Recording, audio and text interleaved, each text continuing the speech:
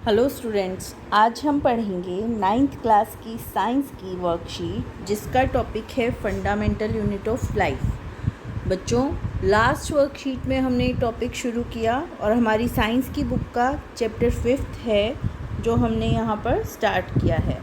देखो, last worksheet में हमने ये जाना था कि सेल बेसिक यूनिट है, फंक्शनल यूनिट है और स्ट्रक्चरल यूनिट है लाइफ की। पर एक इतनी छोटी सेल जो हम देख भी नहीं पाते अपनी आँखों से, ये कैसे परफॉर्म करेगी सारे फंक्शंस। ठीक है, सारे प्रोसेसेस कैसे होंगे, तो आओ जानते हैं कैसे होंगे। देखो, लिविंग ऑर्गेनिजम्स के कुछ ट्रेट्स हैं, जैसे ग्रो करते हैं, एक्सक्रीट करते हैं, दे नीड फूड, या इनहेल एक्सहेल करते हैं, या रेस्पिरेशन करते हैं। ठीक है, अब ये सारे प्रोसेसेस लाइफ प्रोसेसेस कहलाते हैं। और होंगे कैसे? ये तब होंगे जब लिविंग सेल्स एक्सचेंज करेंगे नेसेसरी सब्सटेंसेस का। ठीक है, और कैसे होगा? For this work cells have cell organelles. Cell organelles हैं जो ये सारा काम करेंगे। हर सेल ऑर्गेनल का अपना फंक्शन है। ठीक है, और as a whole, as a unit, cell पूरा का पूरा फंक्शन करने में सक्षम है। अब हर सेल के पास प्लाज्मा मेम्ब्रेन है, they have their own nucleus and cytoplasm, और ये सभी मदद करेंगे, हेल्प करेंगे सेल को to perform various activities. Now let's know कि प्लाज्मा मेम्ब्रेन या सेल मेम्ब्रेन क्या है और इसका क्या फंक्शन है। देखो, सेल मेम्ब्रेन कहें या प्लाज्मा मेम्ब्रेन कहें, एक ही बात है। आउटर कवरिंग है सेल की, और प्लाज्मा मेम्ब्रेन सेल की हेल्प करती है किसमें?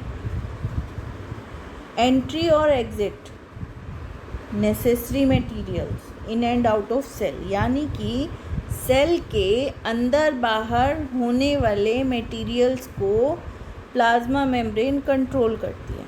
ठीक है, अब क्यों हुआ ऐसा?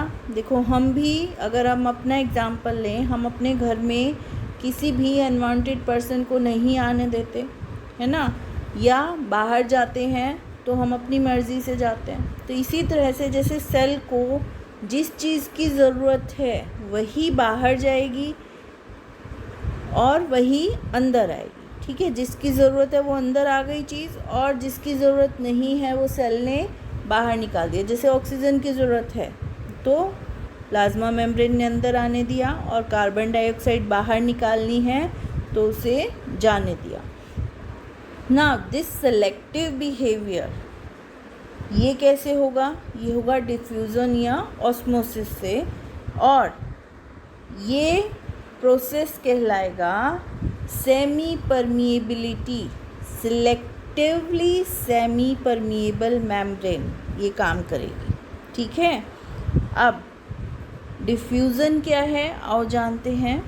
किसी भी सब्सटेंस का मूवमेंट हायर कंसंट्रेशन से लो कंसंट्रेशन की towards, that is known as diffusion.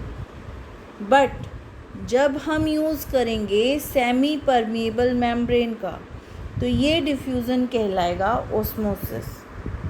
ठीक है, अब हमारे पास कंसंट्रेशन ऑफ अ सॉल्यूशन, उसके सेल के ऊपर इफ़ेक्ट जानने के हमारे पास 3 रास्ते हैं। कौन कौन से हैं? सबसे पहला है हाइपोटोनिक सॉल्यूशन, जहाँ पर वाटर ज़्यादा है और सेल के अंदर वाटर कम है, तो क्या होगा? हायर कंसंट्रेशन से लो कंसंट्रेशन की तरफ जाएगा, यानी कि आउटर से इनर की साइड, और सेल फूल जाएगी, इंक्रीज़ हो जाएगा उसके साइज़ में ड्यू टू एंडोस्मोसिस। ठीक है, और यहाँ एग्जाम्पल लेंगे किशमिश का, रेजिन्स का। अगर हम उन्हें पानी में डाल दें तो वो क्या होता है? उनका साइज़ इंक्रीज़ हो जाता है। आइसोटोनिक सॉल्यूशन में बाहर और सेल के अंदर सेम कंसंट्रेशन है तो वहाँ कोई चेंज नहीं होगा, और हाइपरटोनिक में सेल के अंदर वाटर ज़्यादा है और बाहर कम है, तो हायर कंसंट्रेशन से लो की तरफ गया तो सेल से वाटर बाहर आ जाएगा और सेल और ज़्यादा श्रिंक हो जाएगा। यहाँ पर एक्सोऑस्मोसिस होगा। ठीक है, इसी तरह से रेड ब्लड सेल के ऊपर इफ़ेक्ट हुआ, रेजिन और रेड ब्लड सेल के ऊपर, दोनों के ऊपर सेम इफ़ेक्ट होगा हाइपोटोनिक, आइसोटोनिक और हाइपरटोनिक सॉल्यूशन का। अब देखो, पूरे लिविंग ऑर्गेनिजम्स के पास, सभी लिविंग ऑर्गेनिजम्स के पास प्लाज्मा मेम्ब्रेन है, बट क्योंकि प्लांट्स एडवर्स कंडीशंस को झेलते हैं एक ही जगह पर रहकर, तो इसके लिए उनके पास एक एक्स्ट्रा मैकेनिज़्म है, that is known as cell wall. अब ये सेल वॉल क्या करती है? सेल वॉल का काम है प्रोटेक्शन और प्लांट सेल को ड्राई नहीं होने देती, वाटर लूज़ नहीं करने देती बहुत ज़्यादा, और ये प्रोसेस कहलाता है प्लाज्मोलाइसिस। देखो, अगर किसी वजह से प्लांट वाटर लूज़ कर रहा है, एक तो ट्रांसपिरेशन में करता है ना। अगर बहुत ज़्यादा गर्मी है और पानी नहीं मिल रहा पौधे को, तो क्या होगा? वाटर लूज़ होगा। तो सेल वॉल क्या करती है? सेल वॉल इसको ड्राई होने से बचाती है। कैसे? सेल वॉल अपनी पोजीशन चेंज नहीं करेगी, ठीक है, और बाकी वाटर लूज़ होता रहेगा, श्रिंक हो जाएंगे सेल कंटेंट साइज़ में, और सेल वॉल क्या करेगी? इसकी हेल्प करेगी यूं का यूं रहने में। ठीक है बच्चों, आओ कुछ क्वेश्चन देखते हैं। सबसे पहला क्वेश्चन है, what is the importance of cell membrane? Cell membrane की इम्पोर्टेंस क्या है? तो सेल मेम्ब्रेन फर्स्ट क्या है? रक्षा करती है और सेफ रखती है सेल मेम्ब्रेन को, and second one is due to being selectively semi permeable, only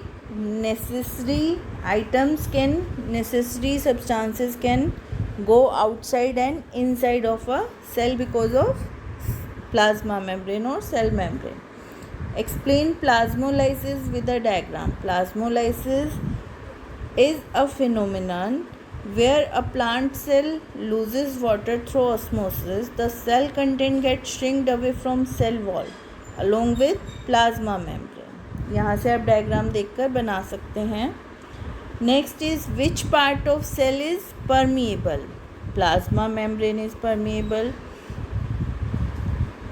What changes will occur in resin and RBC when they are placed inside a hypotonic solution and why? देखो, hypotonic solution में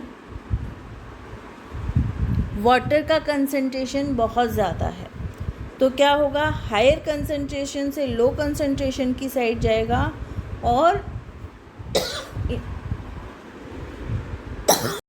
देखो resins और RBCs में क्या होगा? Hypotonic solution में higher concentration of water है और रेजिन और आरबीसी में कम है, तो हायर से लोअर की तरफ जाएगा और रेजिन और आरबीसी में साइज़ इंक्रीज़ हो जाएगा, ठीक है, ड्यू टू एंडोस्मोसिस। ओके, तो बच्चों ये थी हमारी आज की वर्कशीट। आई होप आपको समझ आई होगी और अब आप इसको इजीली कर पाओगे।